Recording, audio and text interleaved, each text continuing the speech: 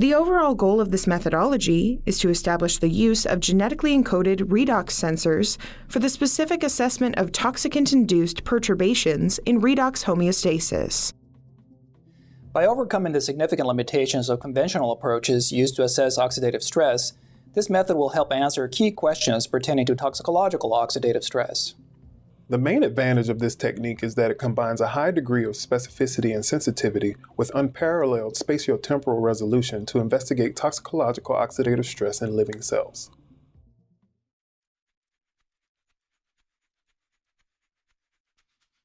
Perform all imaging analysis using a confocal microscope equipped with laser lines at 404 and 488 nanometers and environmental controls to maintain an appropriate temperature, humidity, and/or gas concentration suitable for the cells throughout the duration of the experiment. If using high values of relative humidity, use an objective heater and/or heating tape to keep any surfaces that may come in contact with the humidified atmosphere at or slightly above the temperature at which the humidity is generated to prevent condensation.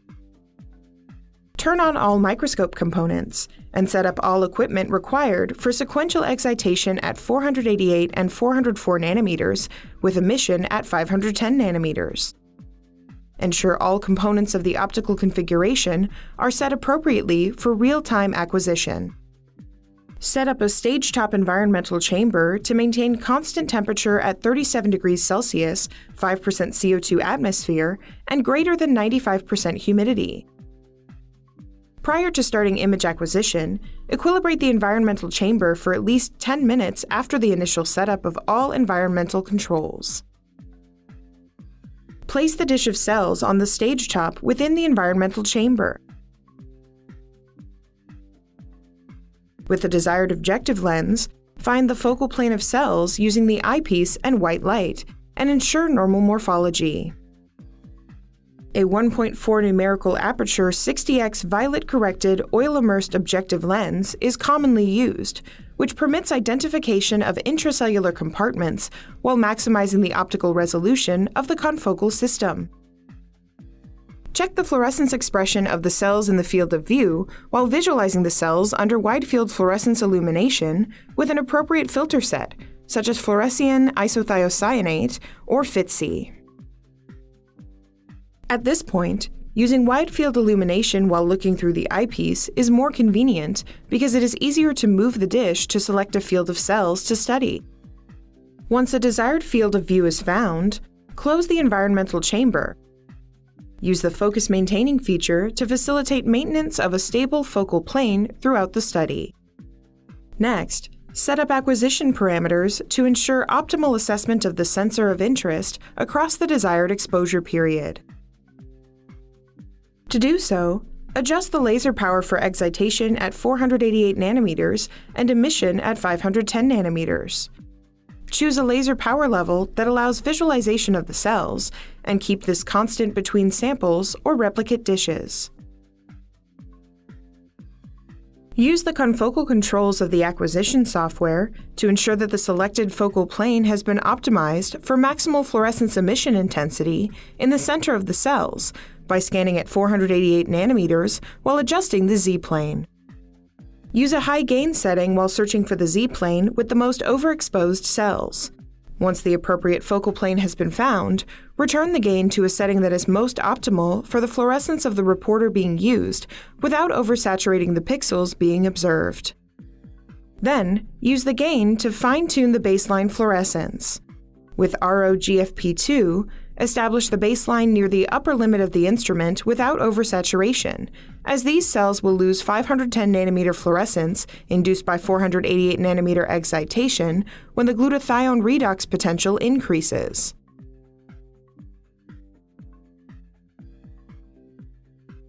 Repeat these steps with excitation at 404 nanometers and emission at 510 nanometers. Gain settings for the 404 nanometer excitation wavelength are opposite to those used with 488 nanometer excitation for each sensor. In general, fluorescence at the 404 nanometer excitation will be considerably lower than that obtainable with the 488 nanometer excitation in cells expressing ROGFP2. as the 404 nanometer peak is a relatively minor excitation maximum for this sensor.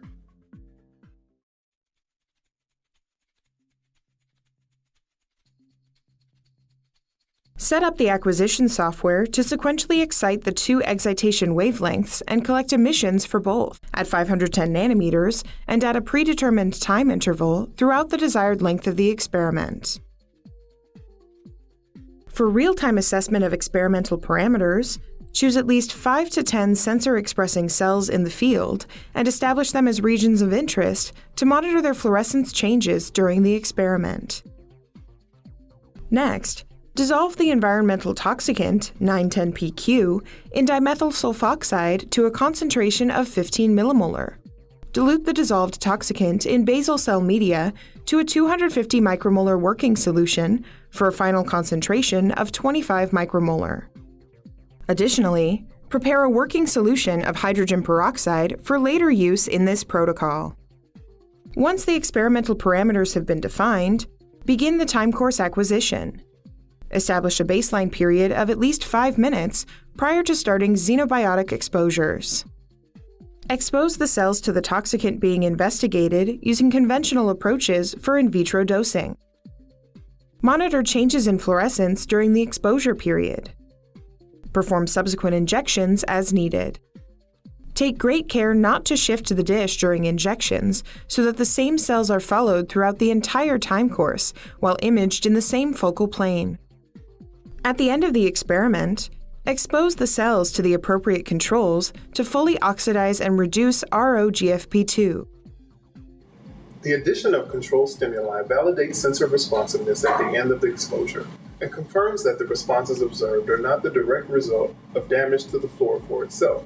It is especially important in the initial evaluation of a toxicant. For these studies, use 1 millimolar hydrogen peroxide to determine the maximum sensor response. Wait at least 5 minutes to allow the sensor to respond, and then inject a reducing agent, such as DTT, to reduce the sensor and return it to a level of fluorescence at or near its established baseline. Finally, perform data analysis as described in the text protocol.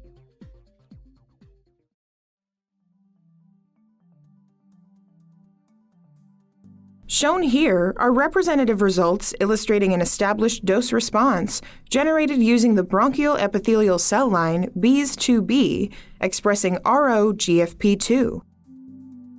Curves are shown following exposure to 5 micromolar, 25 micromolar, or 100 micromolar doses of hydrogen peroxide. Exposure of BEES2B cells to a previously untested environmental toxicant, 910PQ, induces a gradual but potent increase in the intracellular glutathione redox potential as assessed by RO-GFP2. Here, each line depicts the raw RO-GFP2 ratio of individual cells in the dish.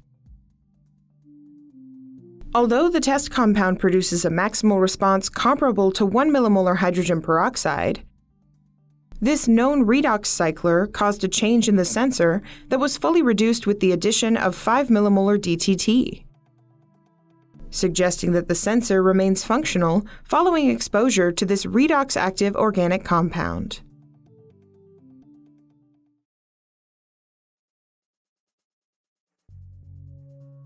This approach will aid toxicologists in investigating key mechanistic events in toxicant-induced oxidative stress, paving the way for more focused studies in the emerging field of redox toxicology across a broad spectrum of toxicants and cell types.